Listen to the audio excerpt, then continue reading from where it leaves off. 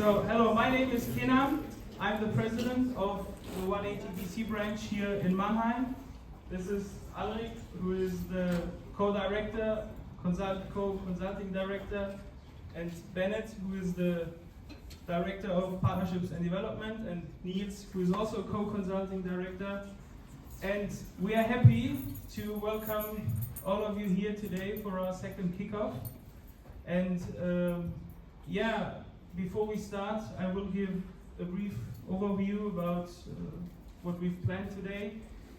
So first of all, we will present our branch and what we've planned for this semester, who we are, what we do, and then after our presentation, there will be a short keynote by Roman about steps into consulting. And after that we will have some pizza, and there will be a casual get-together where you can ask more questions in detail or just chat with us if you're interested. And but before we start, if you're wondering where you're sitting at the moment, here this is the Marfinex, and Marfinex is a conglomerate here in Mannheim which helps founders to found and develop ideas, and also startups can rent here office rooms, and we have a partnership with them now. So this is one of the reasons why we are able to have this kickoff here in this room. And then I would say let's start with the presentation, and we'll start with the question: what is 180 Degrees Consulting? And what are we doing? 180 DC is a student consultancy dedicated to provide high quality consulting to startups, NGOs, and businesses of all sizes. Our focus is on environmental sustainability, but also creating a positive social impact. And to achieve this, we try to attract and leverage the talents of the university. And we can move on. A unique feature of 180 Degrees Consulting is that we are a part of the largest student consultancy network in the world, with over 160 branches operating in over 30 countries across 5 continents. Our global reach is truly extensive, and universities with the 180 DC branch include prestigious institutions like Bocconi, AGC, UCLA, TUM, and many more. And this does not also give us the possibility to organize events in collaboration with other branches, but grants also access to a huge global network with hundreds and hundreds experienced members, people who are already working in consulting. For example, our founding president, Alexandru, had an internship at Telecom Consulting Strategy, or Telecom Strategy Consulting, and he found out that one of his team leaders was also a founding president of another branch. So you can see wherever you go, you will have a point of contact where you can meet new people that are also inside this network. And then you can move on. Now we come to our story, to the Mannheim story. Even though our branch is a young branch, we've accomplished a lot of achievements in the past. In only 3 years, we've completed over 23 projects and many more in the pipeline for this year. We have around about 42 consultants and 56 internal roles, but we'll come to that later, more in detail.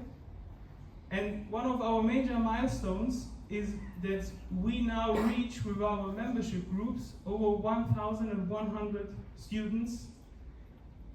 And this is the platform where we announce also the workshops, events, etc. And I think these are great achievements for only existing around about 3 years. And this is our branch, yeah. Yeah, also from my side, hopefully you can hear me. If I'm too quick or you cannot understand me, please do not hesitate to raise your hands and let me know. But as we all are interested in consulting, I want you to introduce you to our partners. We are cooperating with on multiple levels. For example, like Kenan already announced next Mannheim. This is why we hold the kickoff here. But also noticeable external companies like Bain & Company, S&P, ZEP, or ThyssenKrupp Management Consulting, and many more. Those are companies we are cooperating with, and what are your benefits out of this? So how can members or students at the University of Mannheim take profits out of these corporations? For this, we want to illustrate the 4 key components, let me define it like that, how students or how 180 works together with external companies for benefits for the students. So we have workshops for all the first semesters. What is a workshop? This is an event usually with one company, often taking place in Mannheim, but we also like to visit our partners in the office or outside of Mannheim, because it's something like a field trip atmosphere, where we work together, try to improve our skills about consulting, solving cases, and having some comfortable after-work events so that we can interact with the partners firsthand, so that students can build up their network from early on. Case clubs, this is how we call our internal training processes to improve our skills and prepare ourselves for future career in the area of consulting. The project, probably, it's self-explained. Like Kenan explained to you, we have multiple projects each semester where we cooperate with startups and our social events, but we will take you through that in detail. Starting with the workshop for this semester. So we have Bain & Company as our opener. This workshop will take place in Frankfurt, and the application already starts. So if you want to be a part of that, I think we will repost it multiple times, but just check our WhatsApp groups. Repost this already. Then we go to cross consulting. That will take place in Mannheim. Cross consulting is a small size boutique focusing on banks and financial services and so on. S&P, also a specialized boutique focusing on restructuring. Commerzbank Business Consulting, this is the in-house consultancy of the Commerzbank. And ThyssenKrupp Management Consulting, I think probably the best in-house consultancy in Germany, according to Squeaker. But this is our plan for this semester, and also, like I said before, the advantages you can take of these workshops is to build up your own network for your future internships, or perhaps you can find your employer of the future. Those companies are working with us because they're interested in you, and for you it's a great opportunity to get in contact with those people and on early stages in your career. But having a good network is usually not enough. In most cases, even though you have the contact, perhaps you get a referral offer, you will need to pass a typical application process. This includes personal fit interviews, the solving of cases where you can show your analytical skills, and you compete with a lot of people from other schools who have also good CVs and so on. Therefore, in order to improve your skills and help you to pass these application processes, we will have internal trainings. For this semester, we focus especially on the application process, so starting with an introduction to consulting, which are the steps you need to take, about personal fit interviews, which is in most cases the first level you need to overcome in order to come to the final rounds. over to multiple case club sessions where we solve cases, and especially in this semester, cooperate also with external partners who can share their expertise and help you to be well prepared for those applications. Alright, can everyone hear me? Yeah, sounds good. So Kenan already introduced me. My name is Ulrich. I'm the consulting director, co-consulting director, and I'm focusing on the external part, which means projects. So when it already mentioned, it's self-explanatory, and it kind of is.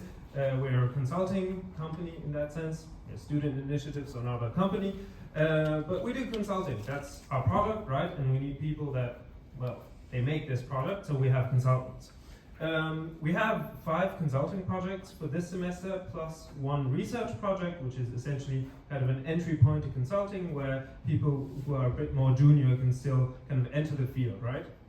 So let's just quickly go through them. We'll start with the DSB, top left. It's a fresh startup, actually with a Mannheim alumni. He was at LSE, he was at Berger, and so on, and all of the founders are kind of the same. So solid profiles, and they're making a energy platform essentially. So they do energy consultancy, and then they put you into contact with handyman, will then install different things. For example, for those of you who are German, you may have heard of the Wärmepumpengesetz, and that's a huge deal, right? Every time you pay 30,000 for a new Wärmepumpe, and then they gain 10% on that. So nice business model, very interesting. Solid founder team, and they are now preparing for their first seed round, and they want to analyze their competitors, hence competitors in funding. So we'll be working with them to prepare for their seed round. We'll be working in their pitch deck, and the idea is to communicate with founders, not with founders, with investors. Next one, Pionics, middle left. It's kind of like my baby this semester. It's an automotive startup. They have around 30 to 50 employees. I don't know how trustworthy LinkedIn employee counts are, but I believe he told me 50. LinkedIn says 30, doesn't matter. They make software for EV charging stations. So first of all, you might be like, electric vehicle charging stations, why do they need software? Well, they kind of do. I didn't study electrical engineering, so I can't tell you exactly why, but the fact is they do. And they create that software and they make it open source. The idea of open source is essentially you can have one software for all the charging stations. And they want us to do a market analysis on the different sectors. For example, right, we all know Tesla, some of you may know ABB, those are probably the biggest manufacturers of hardware in the charging station market, and they want to get an idea of market shares, market sizes, so that they can know who to focus as, well, clients. It'll be very numbers driven, but very interesting. So I'm looking forward to that. Next one, bottom left, pricing and competitors. The startup is called MEDI-EM. They are the only ones, I believe, that don't have their name in their logo yet. It's a very fresh startup. Some of you may know Think. Well, I suppose most of you were at the kickoff of Think, and they organize a so-called Thinkubator, and MEDI-EM actually won that Thinkubator, I think, 1 or 2 years back, and the prize was a free consulting project with us. So we'll be advising them on pricing and competitors. It's 4 founders, they are very early stage, and essentially what they want to make is a nurse call system in hospitals, elderly homes, whatever, that is kind of AI optimized so that you can save on staff and kind of have a priority system. Cool idea, but very early stage, and they realize they can't go fully cloud-based because, well, it's an emergency system, and if your cloud is down, you can't call emergency, that's kind of a problem. So now that they are facing this issue, they need to go over their pricing again, and that's where we come in, to give them an idea of how their pricing should be, and we'll also look at competitors meanwhile, because that is interesting for pricing. Next one, MindDoc, top right. B2B2C growth opportunities. What is MindDoc? What do? They do mental health. I think they are the largest online therapy provider in Germany, maybe the second largest. But they do online therapy. And they have a B2C branch, but they also have a B2B2C branch, which means they sell their services to other companies that, for example, in their benefit packages want to have mental health somehow. And the problem is, nowadays, many companies are cutting costs, what a surprise. And to cut costs, they are employing coaches instead of therapists, right? So we have something called, in Germany, Akkreditierung. and accredited therapists are no longer needed, or kind of not needed anymore. So they are noticing slower growth in that department. So what they want to do is they want us to pitch them new growth ideas, right? Where can they go? What region? They are mostly active in US, UK, and Germany. Perhaps it's a different market that we have to look at. So that's where we'll come in, and it should be an interesting project. They are rather large. I think they have around 80 employees, so it's a well set up startup if you want. Okay, let's go over to the next, ArtTrade. It's a fintech company that does, how should you describe it? So imagine very expensive art, what they call blue chip art, kind of like stocks. They buy that and then they let you invest in it. So they acquire expensive paintings from actually artists you probably know, and then you can invest partly in those, kind of like Trade Republic. Cool idea. It's all blockchain based, so it's also somewhat sustainable, and the idea is democratizing new investment assets. We'll be looking at a product market fit in the B2B branch. So how open are banks and C-level executives in banking and in private wealth management and so on? How open are they to this concept? So we are going to validate what essentially their idea is as a startup, and then we'll also make more recommendations in that sense. And then the last one, ZTP, that'll be our research project. ZTP is like a 22-year-old company. They do a software for project and time management. And they realize, well, one of the main things that our clients save on is paper, printing paper, and time. Because nowadays, back in the day, you had to do project management on paper, then you started doing it via Excel, and now you have this software. And we're going to come in and we're going to try to figure out how much time, how much resources do clients of ZTP save, so that they have kind of like a impact report, a mini impact report in that sense. So that will be our junior project. All right. For two of our projects, we also have mentors. HPP is mostly a boutique focused on automotive. They'll be working on our automotive project, and then we also have a mentor from ThyssenKrupp Management Consulting that isn't decided where they'll be yet. From HPP we'll have a director level, and from ThyssenKrupp we'll have a senior consultant looking to go into management, which is where they'll do the mentorship. Right. So you have a rough idea of time, right? We're a student initiative and we're not paid.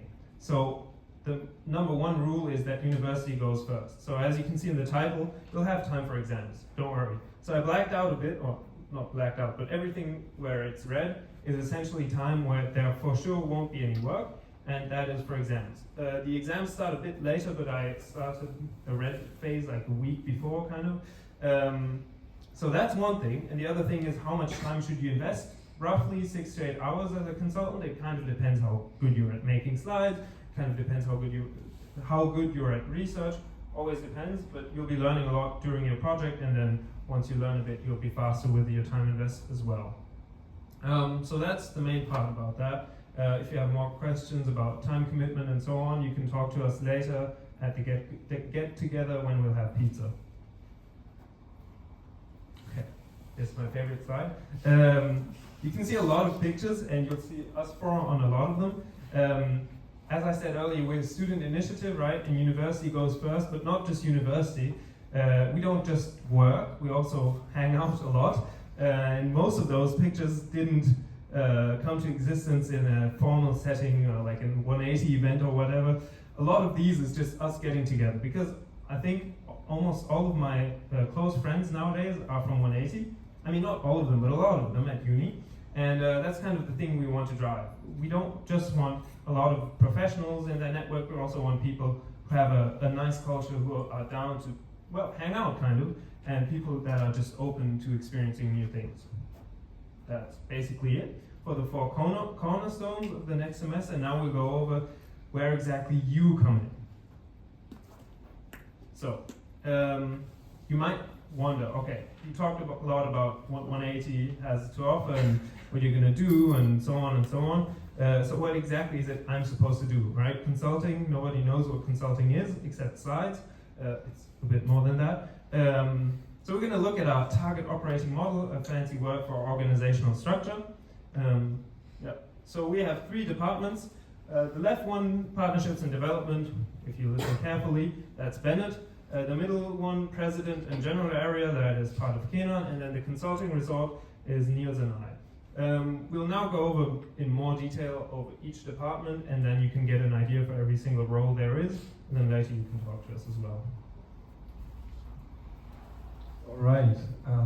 Starting with my departments, and starting with me, before we let all the heads they're introduced to you by themselves. My function is doing a bit of everything, I would say. So I help my heads where my help is needed, and I'm responsible for the overall organization. But definitely more interesting for you, especially when you are in your first semesters, and you can think, okay, I may want to engage myself in the internal teams. The other departments are far more interesting for you. Therefore, I would be glad if all the heads of mine that are here would come to the front and introduce themselves. Yeah, hello. As you can see, I'm Finn, the new head of events for the upcoming year.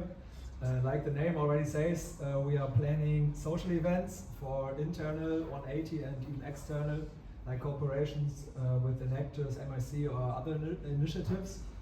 And even though the highlight of the upcoming year is our international tour to another 180 branch, like last year Barcelona, and I think it's pretty clear that the team who organized and plans the tour has a safe place for the tour.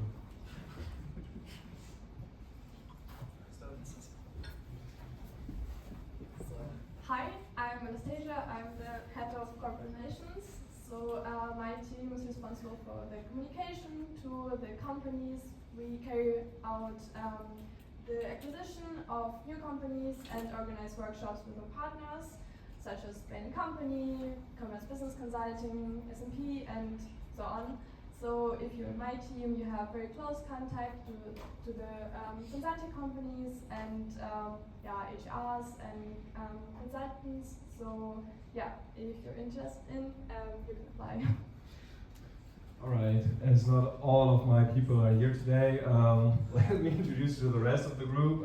So we have Lena and Matthias, who are responsible for the internal trainings. I told you a couple of slides ago. Especially Lena is interesting for the women in this room, because she's not only Oliver Wyman intern, but she will also hold a whole case club session about how women can interact with companies for their own advantages, because there are a lot of special programs just for women. Really interesting. It's I really recommend it, that you apply for that. And Gabriel Gabor, he is responsible for our alumni network. So as Arik told you, we want to be a family, but usually after finishing or getting your bachelor degree or master degree here, we don't want you to get out again. I mean, we try to organize or that the people and the quality they have stick to the initiative, and therefore always looking forward to organize alumni events so that you can be a part of that for multiple generations, not for the time that you are here. All right? Yeah. Then, as a president, I'm also responsible for overseeing the general department. In the general department, we are doing all the behind-the-scenes stuff to make sure that the initiative is running smoothly and that we don't get in trouble with financial issues or legal issues.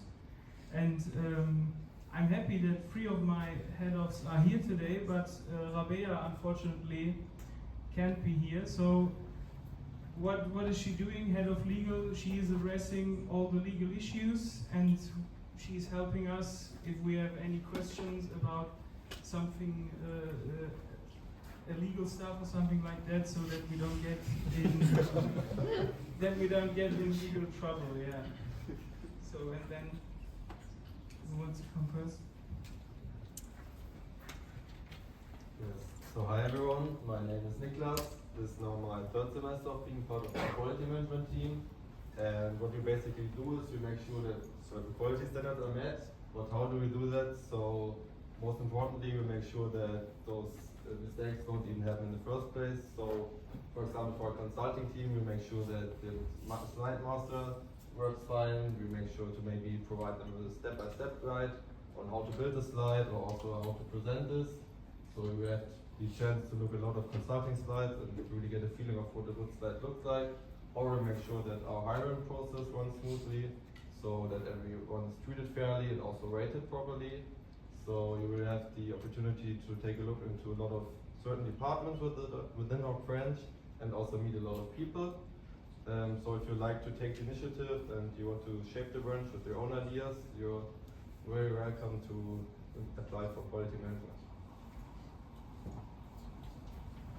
Hi, I'm Nicole and I'm head of the marketing team. So if you're creative and we're interested in designing merch, like the beautiful half slips you're seeing, or posts, then you're perfect for our marketing team. We mainly work with Canva, so if you know the program, great. If you don't, we'll teach you, don't worry. Yeah, so we're looking for motivated people that want to express their ideas, and you're always welcome to apply and talk to us. Yeah, and now, the wonderful head of finance and IT. Hi, as Nicole introduced me, I'm Jonathan, head of finance and IT, so two departments. As head of IT, I'm ensuring that you have the perfect foundations for your consulting project. That means that you can use Microsoft Office with Word, PowerPoint, Excel properly, which is not the case for every initiative here in Mannheim. So we are glad that we are having this. As head of finance, I'm responsible for our bank account, for our tax stuff, and writing invoices to clients and partners. And but the biggest benefit of this position is probably this magical item here. Because of that, there's a high probability that the first round at the next regulars table will be on us. So my completely neutral recommendation would be to attend this one. So if you want to join one of my teams, let's talk afterwards and apply through the form, and then see you at the next regulars table. Yes, thank you very much for the introduction of everyone. As Eirik already mentioned, the consulting department is subdivided into two positions, so my position and Eirik's position. Eirik will oversee all the external projects except for ZDP, which is our research project, which will be overseen by me. And as you already see, all our project lead positions are yet to be determined. So for the masters in the room, feel free to apply. The applications are already open. Now to my part. Most of my head-offs are here, so feel free to come forward. So hi, I'm Julius, and I'm the head of recruiting for the upcoming year. And as the name says, my team and myself is responsible for the entire recruiting process. So I'm pretty sure I will meet many faces in here during the application process. So I'm very looking forward meeting many of you, and let's get in touch. So hello, I'm Miguel, and I lead the market research analyst team alongside Janne. We probably met at the last kickoff. And on the one hand, we provide critical data and insights to the consultants so that they can develop the best strategies possible. And on the other hand, we are leading a research project, as Ulrich mentioned, and I'm looking forward to working with you, and yeah, come to our team. Thank you. Yes, for Carl, he's unfortunately not here today, but that's the client relations team. Those are the people who are acquiring all our external project, ZDP also. And yeah, they are writing essentially a lot of emails and picking out cool startups. So great work, what they do. And now let's see what is going to happen in the next weeks of September. maybe you were there, or maybe you were at the first kickoff, but now it's the second kickoff, and after that, you are free to apply until the 16th of September for all positions. So external and internal projects or teams are through the application form. Then there will be interview days. This will be on the weekend from the 21st till 23rd September. The 23rd is a Monday, so there will be online interviews for those who are not able to join us at the weekend. Then for the masters again, on the 25th, you have the opportunity to join us at the Laser Tech game. This will be hosted by Roman and Rodek, who's PhD, who will be also project lead this semester. So a great opportunity to connect with your fellow students. And on the 26th, the next day, there will be the first regular stable. This is open for everyone. So every bachelor, master, PhD, everyone can join. We'll probably be at the bar and we'll have some fun before the Schneckenhof. And the project kickoff will be at the 30th of September. And also the IT onboarding. So you will get your email address and all the access to the applications you use. Yeah, I think that's about it from our side. And we're looking forward for Roman's keynote.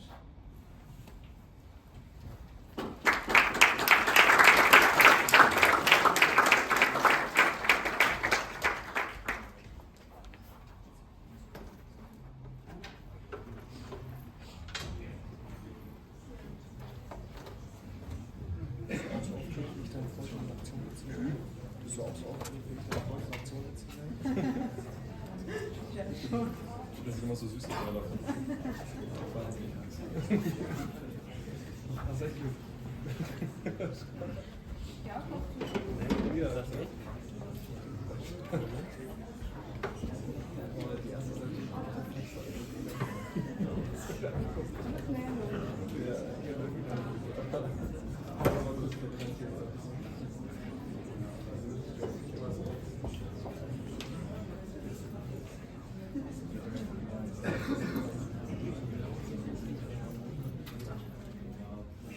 Can you all hear me? Yes. Perfect. So first, thanks to the current board for inviting me and for having me today. It's such an honor to be here, and I'm very glad of what you do, what you make out of 180 Consulting. And second, thanks to all of you for coming out. It's always interesting and nice to see so many of you, so many new faces interested in 180TC, and I'm glad you're all here. Maybe before I start talking a lot, it would be interesting to see who is here, who is with us today. So maybe you can give me a quick hand sign. Who of you is in their master's degree? Okay, quite a few people. And the rest is in their bachelor's degree? Any other students, PhD people here? Anything else? MBAs? Okay. And who of you is in their first semester currently? Okay, that's quite a lot. So nice to have you here, so many new people. And do we have anyone who is not studying business administration? Except for Alvik, at least 3, 4, 5, okay. Always nice to have some people here with some different backgrounds, and all of them are welcome at 180. Okay, now that I know who's here, who's in the audience, maybe also let me quickly introduce myself. My name is Roman Klein. I was one of the co-founders of 180 Degrees Consulting Mannheim. I'm also a MMM graduate, just graduated a few weeks ago. And yeah, one of the reasons I'm probably here is that I have quite an extensive background in consulting. I think that's the main reason why I was invited. So I did a few internships at a few companies. You can see them down here. I also had a short glimpse into the finance industry with JP Morgan and private equity with Advent International. And in 1 month from now, so starting in October, I will start as a full-time employee at McKinsey Company. So yeah, that's about me. And what am I going to talk about today? So I want to give you 3 takeaways that you typically don't hear from recruiters. So when you talk to companies, when you talk to all those people, they of course always act in their own interest and tell you their own story. But I want to tell you my story. So 3 takeaways I took from all these internships, all these experiences that are probably, hopefully useful for you. And if you walk out today with only one of these takeaways in mind, I'm already happy. So, is any one of you reading Business Insider? Or like read some of the headlines recently? Quite a few people, someone. You might have stumbled across this headline. It says a 1.0 in your master's is not enough to join BCG.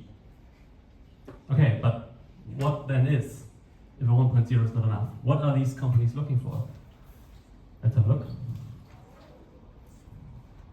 So McKinsey says they're looking for people who have comfort with ambitious, ever-changing situations. And they also want people who have the ability to break down and solve problems through quantitative thinking and analysis. Okay, cool. BCG says they're looking for people with adaptability to evolving project landscapes and who have superior analytical and problem-solving skills with an unparalleled attention to detail. Sounds fancy. Bain says they look for people with a solid team, who are a solid team player, who's also an independent thinker, and somebody with a robust analytical skill set, endless curiosity, and a penchant to think the impossible. I don't know what penchant means. It's like when you tend towards. Thank you, Alec. Just to sum it up, I would say they're looking for generalists. So generalists who can analyze and solve every client challenge despite not being maybe a subject matter expert in the field, and despite of a lot of ambiguity and difficult situation and maybe also stressful times. So what makes a good generalist? What is a generalist? We talked about grades, so obviously grades alone won't do it, as we saw, but grades still matter. And I had the honor of being on the same BCG project as the head of the German intern recruiting. And we were at dinner, and I asked him, why the hell do high school grades still matter?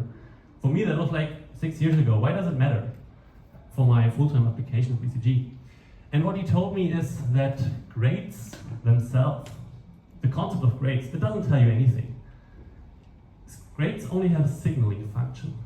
So what is a signaling function? A signaling function reads, when you look back at high school, like your high school time for most of the bachelor students not that far away, you probably had like 10, 12 subjects, let's say 12. And out of those 12, how many did you like? Maybe 2, 3? You hated the rest. But if you're still able to push through and deliver great grades in those other 10 or 9 subjects, that signals to the consulting companies your ability and shows them that you can push through despite your personal aversions. With university grades, it's a little bit different. So what he told me is, in university you usually have like, let's say, 5 to 6 courses every semester. But for most of them, you like them, because obviously you chose your subject to study, so I hope you like them.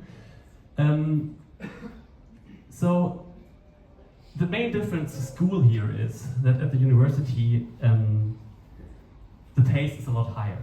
So you have to deliver way faster and a lot more, so when your exams come, be aware.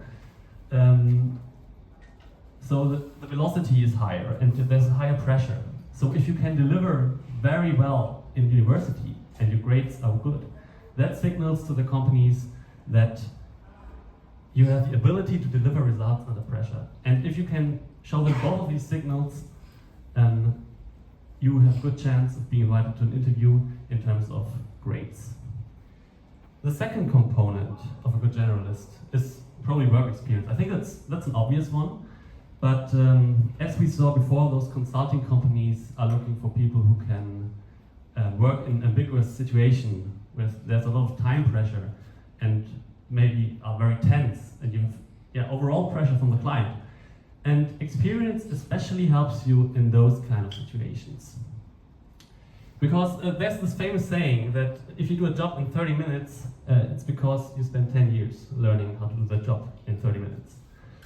And so that's exactly the point where work experience can help you. So we had great work experience. What else matters for a good generalist, for a good consultant? It's social competence. And also, that's obvious. If you spend 60 hours plus a week in the same team, with the same client, on the same project, maybe in the same room, you want to be sure to be a social person. Otherwise, it will be painful for you, it will be painful for your team, it will be painful for your clients. So you gotta be a social person. And my recommendation is, of course, join a student initiative. Because student initiatives are a very structured way to learn how to socialize in a safe environment. Nothing can go wrong here, but you still get the context of consulting and the people around you. So in a student initiative, you can really learn how to be a social player. And the fourth thing could be anything else, basically. So whenever you are passionate and ambitious about something, it might be sports, it might be music, it might be anything else. Consultants or consulting firms are looking for those skills. And I'll give you an example. I got to know a McKinsey consultant, and she was a piano teacher for 14 years. And then decided she wanted something new and applied for McKinsey, and they took her. Because she was so passionate and so ambitious about something that the company thought, okay, she can also deliver in our projects. So my first takeaway for today is become a good generalist. Moving on.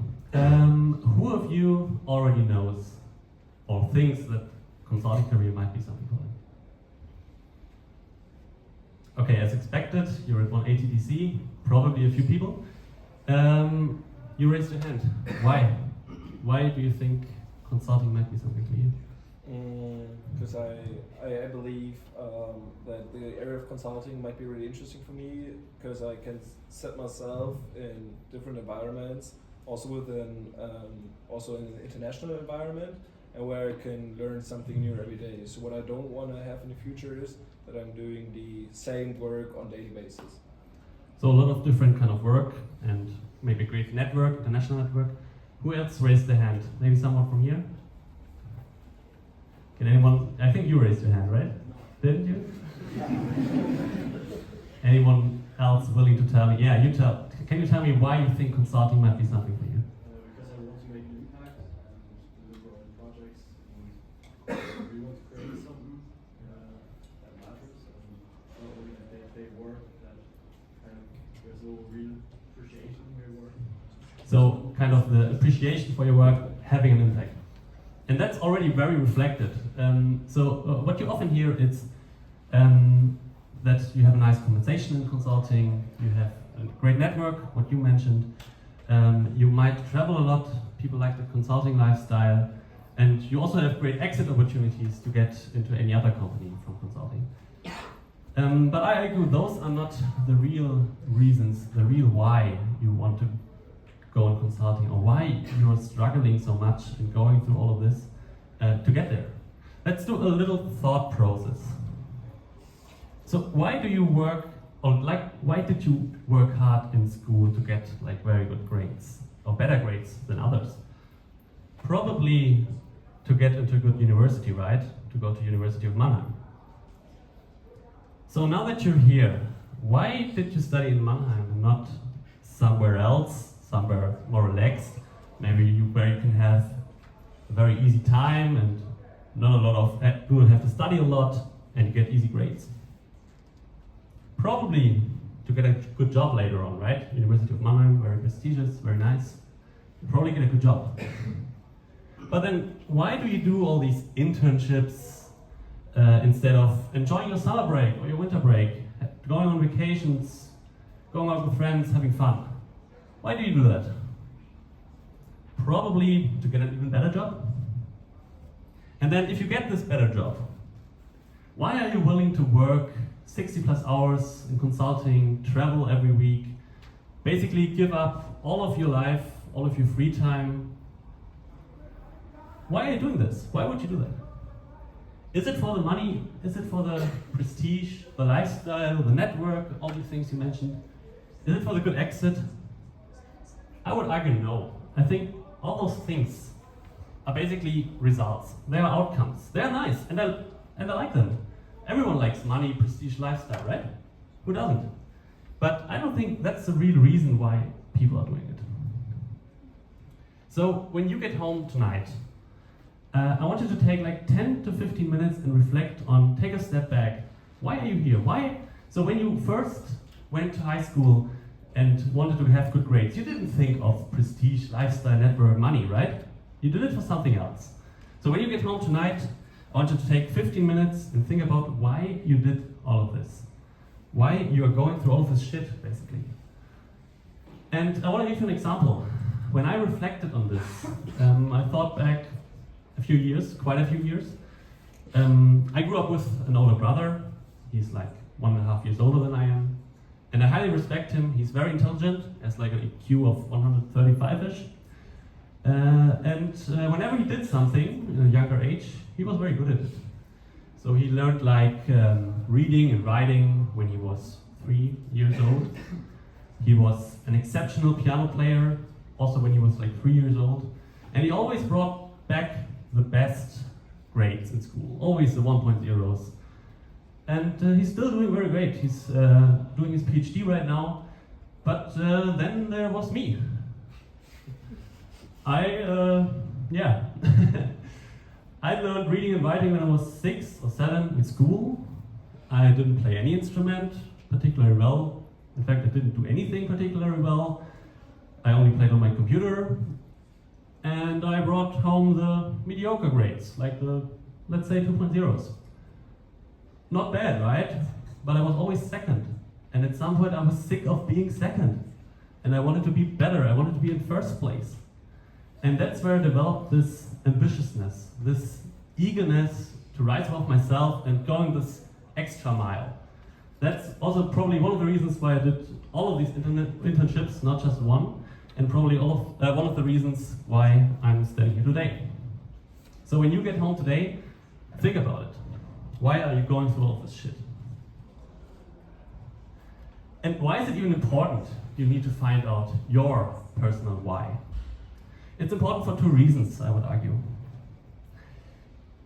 Of course, those consulting firms want to know why. If they get to know you, they want to know why you are doing all of this. And I did a lot of interviews in my past couple of years.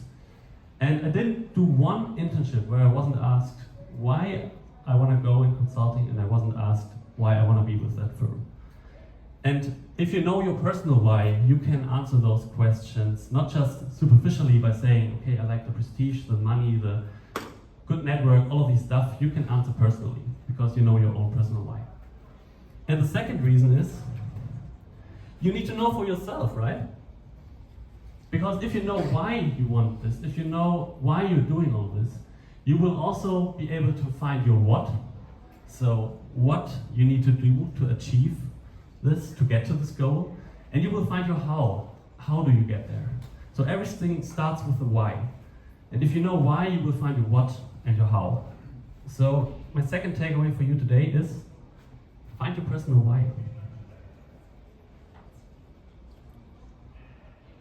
And if we move on, so the last third point I want to talk to you about is something very personal to me, but also probably very individual to all of you. It's about the factor of time. Let's maybe quickly walk through what I did in the last couple of years, because I did a lot. I did a bachelor's and master's degree, and I started to get my first consulting internship at Accenture. I stayed with them a couple of years, did also working student position with them. Then I went to Deloitte, started studying in Mannheim. I went to PwC as a working student, found 180DC Consulting Mannheim with some of my friends, and it opened a lot of opportunities for me. Then I really pushed through with a couple of internships with Roland Berger, with BCG, with Bain. Went as a working student to JP Morgan, went to Advent International as a private equity intern, and then just recently I accepted my McKinsey offer. Great things, right? But all of those great things, they take time. You see, overall I'm almost at 15 semesters, so not like the 12 you would expect from a few people. So I took a lot of time for different things, right? So, for example, the first couple of semesters, I needed time to mourn my deceased mother. I took an extra semester for my bachelor thesis. Took even more time to study abroad in the United States. I spent plenty of time preparing for a McKinsey interview, which I failed for an internship, but as people say, rejection is redirection. I took even more time to study abroad again in Norway, and it was an amazing time. It was one of the best semesters I ever had. And I took even another semester just to write my master's thesis. So what I want to convey with this slide is that good things take time. And there are a lot of second, third semester bachelor students who come up to me and say, Roman, I didn't do an internship in my third semester or my second semester. I don't even get invited to interviews. What am I doing wrong? And most likely you're not doing anything wrong. You just need more time. And this becomes even more apparent when we look at this. These are the amounts of interviews I did in every semester. As you can see, I did only one interview in my fourth semester. Before that, nothing. That was with Accenture. And in my entire bachelor's degree, I only did 7 interviews. And yeah, all the rest was in my master's degree. So when you're studying at a target university, because I didn't, and you have already one internship in your third semester, you're already 2 steps ahead of where I was when I was in your age. So keep that in mind when you worry again about not getting an internship, not doing enough. You probably do enough, you just take more time. And I also have to highlight that I started 180DC right there. And afterwards, of course, all my internship and interview applications skyrocketed. So I can highly recommend you going to 180DC Consulting Mannheim. So my third takeaway for you today is take all the time you need, because good things just take time. Let's sum this up. First, I gave you 3 takeaways for today. The first one was, become a good generalist. Consulting firms are looking for people who can analyze and solve problems of every kind in every situation with a lot of ambiguity, so you need to become a good generalist. The second takeaway was, find your personal why. If you know what is your personal why, first you can answer those tricky questions from consulting firm personally, and you will also find your what and your how on getting into consulting. And third, take all the time you need. Because of the reasons I just showed you, good things come with time, and if you want to get there, you will. And to wrap this up, I want to end with a quote from a former McKinsey consultant. What she told me is, every mountain you climb is just a valley of the next higher mountain. And if you reflect, or if I reflect this in the perspective of my career aspirations, I find out how many things, how much I had to sacrifice in the last couple of years, and how much more I will sacrifice in the next couple of years when working with McKinsey. So when you go out now to become a consultant and want to climb those mountains, please watch out for yourself and watch out for all the others. Try to find a good balance between your career aspirations and your personal life. This is important. And if you climb those mountains, I wish that none of you fall off. This is it from me this evening. Thank you all for coming out. I hope to spend a nice evening with all of you. And if you can at least remember one of those things I told you today in your next consulting application, I would be very glad. Thank